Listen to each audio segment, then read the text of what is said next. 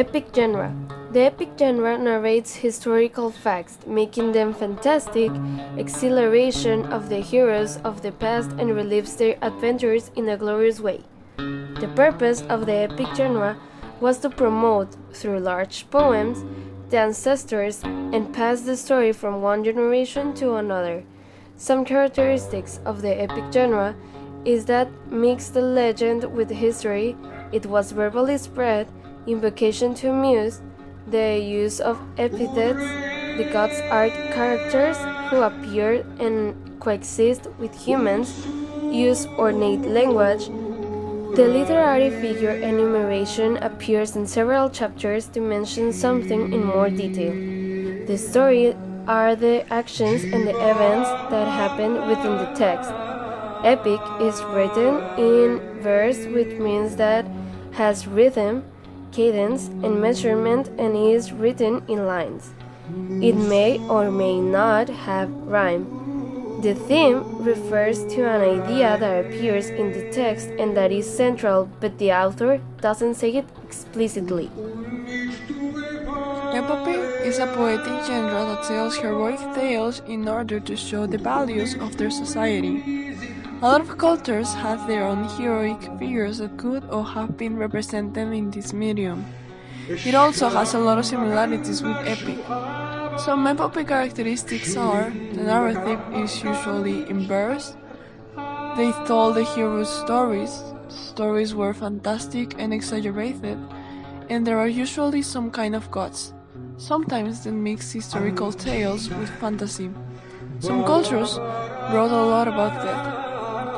Some cultures have their own way of writing these stories. For example, Egyptians will use their hieroglyphics to write in temples and houses, often to write about things that were going on at that time period. Nowadays, we know they will write a lot about death. Mesopotamia had phonographic writings and a lot of spiritual work. China was very focused with wisdom and philosophy. Their epopees often had wise men, and their way of expressing things was very elegant and eloquent compared to other cultures. Hindus were very creative with their very fantastic and unreal stories based off their religious belief. They also believed that the afterlife was very important. Babylonians had myths based on their own historical interpretation, having 4 types of compositions: annals, military stories, fastos, and relations. Hebrews were inspired by the Holy Bible, being divided by the New and Old Testament. The songs in the Middle Ages. In the Middle Ages, which started when the Roman Empire failed in 476 and ended with Constantinople in 1453, there were several elements that influenced the literature. The Roman Empire was completely fragmented because the barbarians attacked the European fields with an army full of corruption, which also caused it to be uneasy to defeat, since they could not be truly organized. The unit of the government changed to the fiefs, were a piece of land where there was a castle. The fiefs were granted to people who offer alliance to a king or a powerful person, so that they could live in peace. On the other hand, the Crusades, a movement where Christian soldiers went to the Holy States to protect them from the so-called infidels, attribute the cause of the crisis to 4 factors: religious faith, the warrior spirit of the times, a taste for adventure, and business interests. Especially the first 3 elements were reflected in the literature production because they were really into faith. The term was proliferated like the epic, written and verbal. At this time, epopees were called songs of heroic deeds. That's what we're going to see in this topic. The songs or the heroic deeds of the Middle Ages. In conclusion to this topic, we have seen how the medieval period was influenced by the warrior spirit of the lines and the times, which led to the people to write a series of songs where the knights fought fierce battles in behalf of the other kings of their religion's beliefs. It was also noted that the values of honor and courage were taken in high respect, as even handle their character's life. These songs or epopees are narrated as adventures of heroes, and they are narrated with a describing what he felt, what he was looking like, and all that. The plot of a text is the way that events are presented. They don't have, on these scripts, they don't have like a thematic plot. They don't have like a line that they follow. They don't have a line theme. But in addition to the theme, one thing that is common can be that they have the same author. So they have the same thematic line. But there are also other epopees other than that, like the Song of the Nibelungs, which is also called the German Iliad, which appeared on the late 20th and early 13th centuries. The hero is Singford, which is an emperor because he took a bath in the blood of a dragon, but a part of his body didn't touch the blood, making that his weakness. Singford seeks to marry the sister of King Gunther, and King Gunther, in order to approve the marriage, tells Siegfried that he would help him with Brunhild, a woman with great physical strength, which promised to marry anyone who would defeat her in the combat. He trains him, and the rivalry between Brunhild and Kriemhild appears, causing Kriemhild to confess that it was Stringhild, not Hunter, who won a combat, and he comes back for revenge. Years later, he marries Attila, who helps him avenge the Brunhild.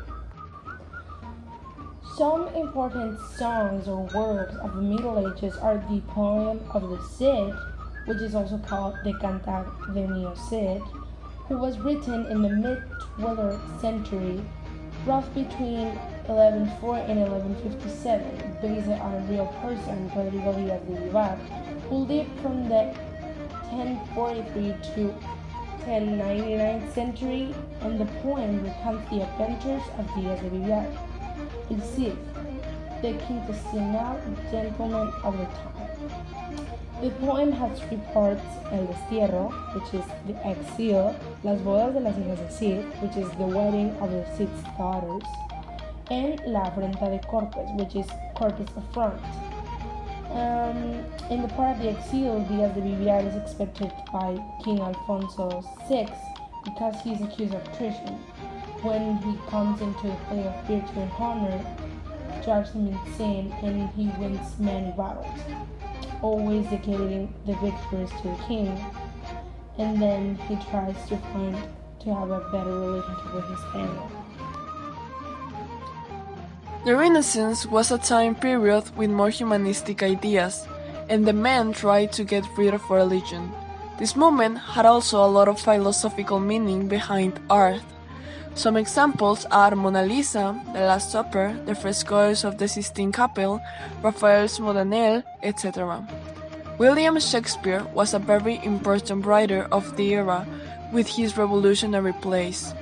Some characteristics we can appreciate in Shakespeare's writings are that the stories will expose backstory, the hero will die, the future of the hero was destroyed, the innocent suffer. His plays will be about love, hate, greed, jealousy, evil, justice, revenge, etc. He had three types of plays: tragedy, comedy, and historical dramas. Some usual narrators of these time periods were the protagonist, a first-person narrative; secondary characters, somebody that tells what he saw or heard; omniscient, a narrator that knows everything about the characters; second person, when it looks like it's being speak directly to the reader. Characters also have their own classifications: main, the protagonist; secondary, important characters that help the main character; incidental, a character that appears sometimes through the story; environmental, this one helps to know where we are with its appearance; static, does nothing, an extra that doesn't learn anything; dynamic, a character that by the end has learned something; and round, characters that are two-dimensional and easily relatable. Plain, they remain the same through the whole story. Spanish Golden Age. The called Golden Age begins with the birth of Cervantes in 1547 and culminating in the death of Pedro Calderón de la Barca in 1680. The most influential Spanish Golden Age writer. Miguel de Cervantes Saavedra. He was born in Alcalá de Henares in 1547.